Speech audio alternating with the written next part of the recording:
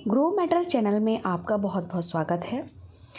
आज हम बात करेंगे ई पाठशाला फ़ेज़ 2 में क्या क्या चीज़ें दे रखी हैं, इसके टाइम टेबल के बारे में, शिक्षकों की ज़िम्मेदारी, अभिभावकों की ज़िम्मेदारी, तो उसके बारे में हम डिटेल में बात करेंगे। तो सबसे पहले हम बात करते हैं कि ई पाठशाला फ़ेज़ 1 जो चला था हमारा, कोविड-19 की वजह से हम बच्चों से डायरेक्ट नहीं जुड़ पा रहे थे, बच्चे घर पर ही पढ़ाई कर रहे थे, तो ज़्यादा से ज़्यादा बच्चों को कैसे जोड़ा जा सके, तो इलेक्ट्रॉनिक मीडिया का हम कैसे प्रयोग करें। तो फ़ेज़ 1 में हमें लगभग 40% बच्चों तक हम पहुंच बना पाए थे।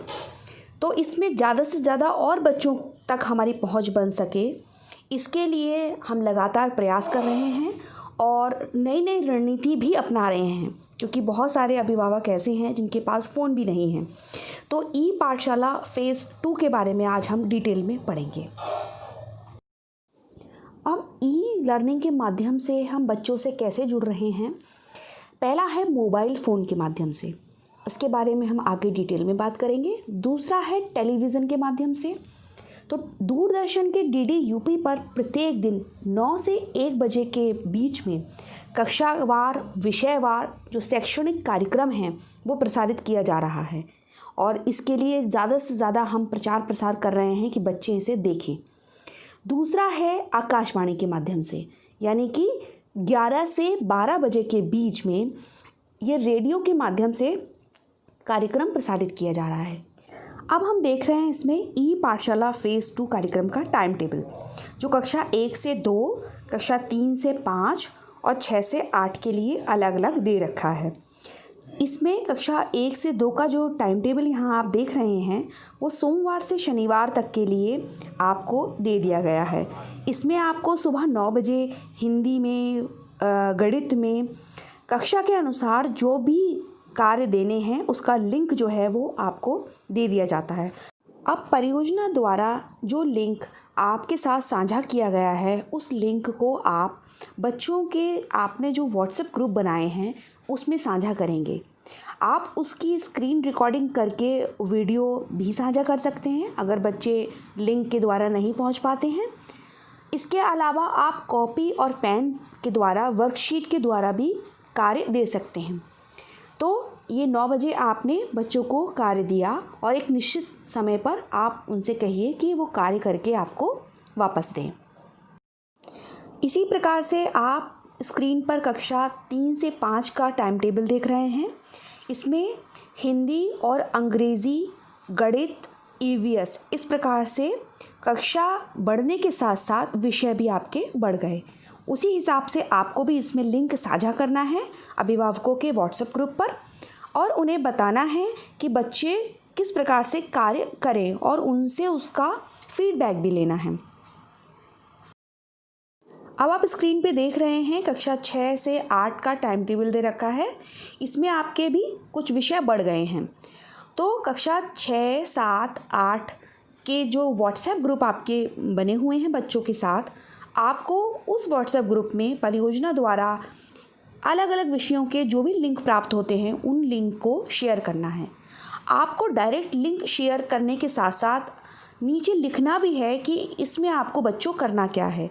किसी में आपको हो सकता है चित्र के बारे में कुछ बताना हो सकता है कहीं पर आपको कोई गतिविधि करके दिखानी हो, या हो सकता है किसी में कोई परेशानी आए तो आप बच्चों से व्हाट्सएप ग्रुप से जुड़ भी सकते हैं और मोबाइल फ़ोन से आप बात भी कर सकते हैं।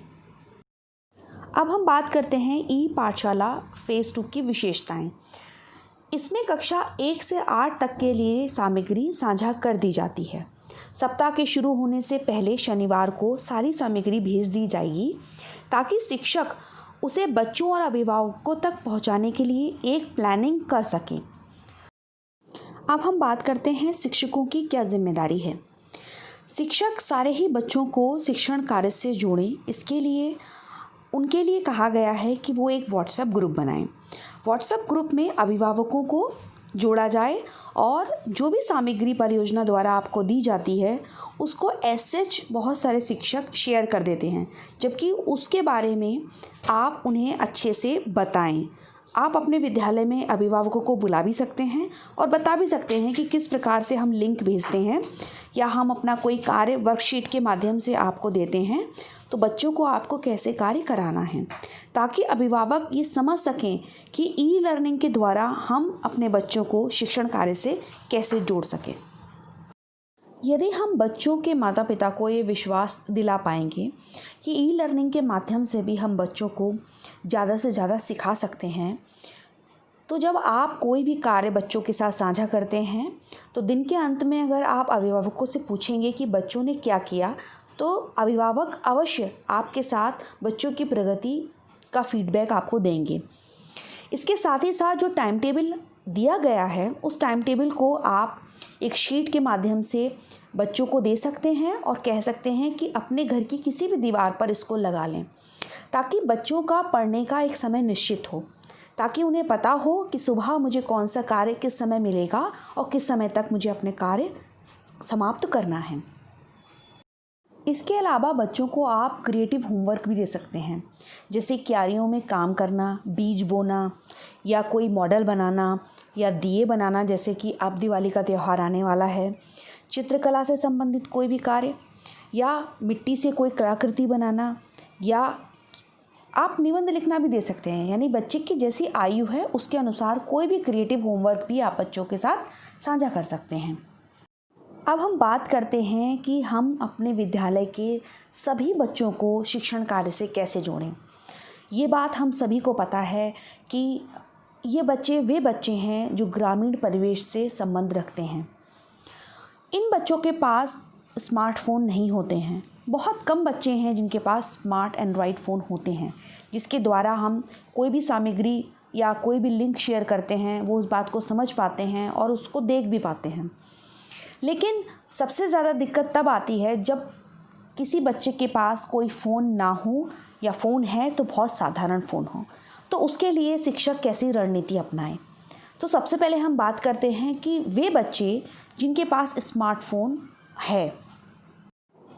अब जिन बच्चों के पास स्मार्टफ़ोन है, उन बच्चों को या उनके अभिभावकों को आप विद्यालय में बुलाएं और उनके मोबाइल में दीक्षा ऐप डाउनलोड अवश्य कराएं और उन्हें बताएं कि हम व्हाट्सएप ग्रुप के माध्यम से जो भी लिंक आपको भेजते हैं, उस लिंक के माध्यम से आप दीक्षा ऐप खोल सकते हैं और दीक्षा ऐप में जो भी सीखने सिखाने की सामग्री है उससे बच्चे पढ़ सकते हैं।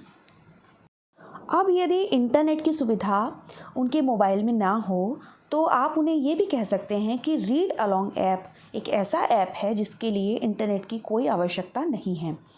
इस ऐप को आप उनके मोबाइल में डाउनलोड कराएं और उसमें अपने ब्लॉक का कोड भी डालें और बच्चों को बताएं कि किस प्रकार से आप इसे खोलेंगे और इसमें आप स्टार भी पा सकते हैं। जितना ज़्यादा आप सीखेंगे आपको उतने ज़्यादा स्टार मिलेंगे, ताकि बच्चे को रिवॉर्ड भी मिलता है और बच्चे बहुत खुश होते हैं कि मैंने ये सीखा और अगली बार और नया सीखने के लिए वो बहुत ज़्यादा उत्साहित भी होते हैं। अब हम बात करते हैं उन बच्चों के बारे में जिन बच्चों के पास कोई फ़ोन नहीं है। इनकी संख्या हमारे विद्यालय में सबसे ज़्यादा हमें मिलेगी। इन बच्चों से कहना है कि आप अपने अभिभावकों को बुलाएं।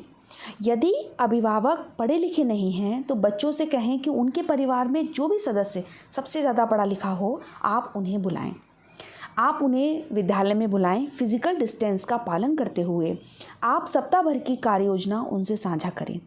उसके साथ ही साथ बच्चों की जो प्रगति है वो भी अभिभावक के साथ आप साझा करें और पढ़ाई का क्या महत्व है वो भी उन्हें बताएं। जब वो एक बार मोटिवेट हो जाएंगे कि पढ़ाई का कितना महत्व है, तो आपको फिर ज़्यादा मेहनत करने की ज़रूरत नहीं पड़ेगी, क्योंकि आपके साथ अभिभावक भी इस कार्य में जुट जाएंगे।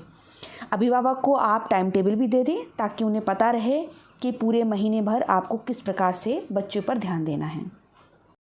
अब हम बात करेंगे कि अभिभावकों की क्या जिम्मेदारी है। जब आप उन्हें विद्यालय में बुलाएं तो उन्हें बताएं कि उन्हें व्हाट्सएप ग्रुप के माध्यम से जुड़ना है और जो भी टाइम टेबल बच्चों को दिया गया है उस टाइम टेबल का ध्यान देना है और जो भी उन्हें कार्य दिए जाना है उसके बारे में अभिभावक को शिक्षक के साथ बच्चे का फीडबैक भी देना है कि बच्चा घर में कैसे पढ़ रहा है। यदि उन्हें कोई दिक्कत आ रही है तो वो शिक्षक के साथ उसको ज़रूर साझा करें। अब हम बात करते हैं कि पीयर और ग्रुप लर्निंग है क्या। यदि एक उम्र के व्यक्ति जोड़ी में सीखते हैं या ग्रुप में सीखते हैं तो वो ज़्यादा सीखते हैं। वो एक उम्र छोटे बच्चे की भी हो सकती है जो जोड़ी में सीख रहा है, वो उम्र आपकी 50 से 60 साल की भी हो सकती है। जब दो व्यक्ति आपस में सीख रहे होते हैं तो सबसे ज़्यादा सीखते हैं। तो ऑटोमेटिक लिटरेसी रेट वहाँ बढ़ता है जब हम एक दूसरे को सिखा रहे होते हैं।